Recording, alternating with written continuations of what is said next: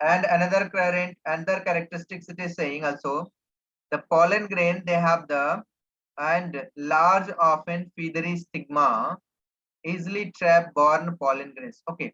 Another criteria for this, what the criteria for pollen grains. Pollen grains criteria 3, it should be light in weight. Second one is the non-sticky surface, means a smooth surface. And third is the stamen well exposed with the air currents. Okay. For another one, what is there again? For another means you can say for the stigma. Okay. For stigma, what should we have criteria for stigma? Okay. Stigma, they have the feathery surface. Feathery. Okay. Just look at here there again. Feathery or feathery, you can pronounce according to that. They have given the and large, often feathery stigma.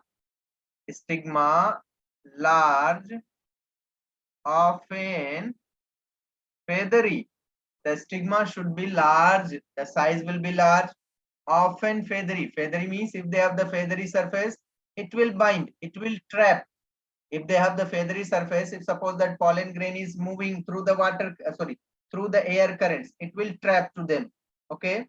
So that's why they have given the stigma often feathery, and they have given and to easily trap airborne pollen grains, means the pollen grains which moving through the air, suppose that this is the stigma have the feather. Clear? Suppose that I am drawing this structure. This is the stigma, and this is the ovary. Okay, now stigma and it is the ovary. Now, okay, just look at here. This is the stigma, and this stigma should be feathery. Feathery means I'm drawing this. Look at here.